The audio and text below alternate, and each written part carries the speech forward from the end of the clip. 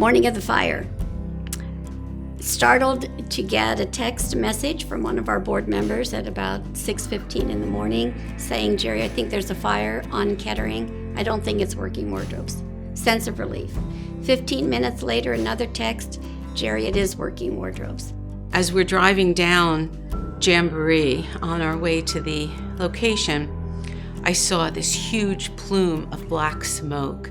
By the time I got there, there were simply arcs of water on the top of the building. But I don't know that I actually realized how significant this was because I still saw a structure standing. Loss for an Orange County charity and the people it helps after fire destroyed its offices. The fire not only destroyed the building, it burned down all the donated items inside.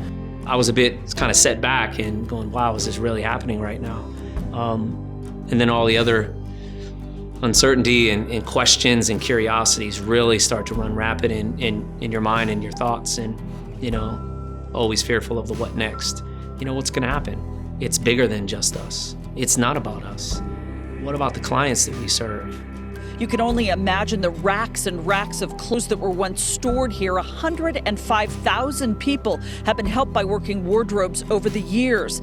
The suit I'm wearing right now is the last suit that Working Wardrobe has handed out to one of their clients. It's pretty much the remaining suit that survived the fire. And when I first donned this suit, it was a power suit for me. It was my suit, right? I use it to go to my job interview. I use it to look at myself in a different light. When I heard the news that everything burned down, this suit became different. It became a symbol to me. To me, this feels like an armor, right? And I see that now it's not just a regular armor that you don on your body and you go out and you face the world, right? It's an ornate armor now. I was devastated. I don't remember looking at it. I remember feeling. It was a feeling, and it was such a heart-wrenching feeling that I had. All I wanted to know was what I could do. And I got on the phone and I called her and I said, what can I do? And she said, we need help. I can't imagine going home on a Friday, getting notified on Sunday or Monday that my whole work world had been wiped out. To me, it's kind of mind-boggling how good of an attitude that they had, because you could have just laid down and just said, hey, my goodness, it's all gone. What are we gonna do? And instead, you got Jerry's leadership and the board and management. They got this thing, the organization, back up and running as quickly as possible. And you can see why the organization's been around for 30 years, right? Because she doesn't let anything stop her.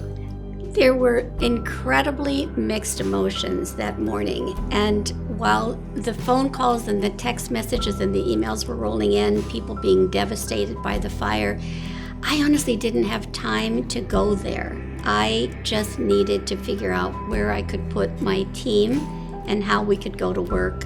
And I wanted to go to work the next day.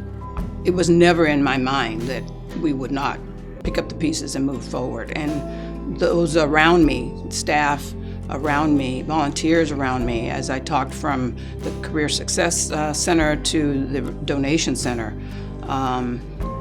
everyone just assumed that we would pull together, and we did, to reopen. This fire really said to me, Jerry, there are people who really appreciate and respect the work that you've done, and they want more than anything for you to continue this work. And that's what I had to hold on to. And that's what we spent our time doing. We need the support of the community, without a doubt. We couldn't survive without our volunteers. Our volunteers are so vital to our organization.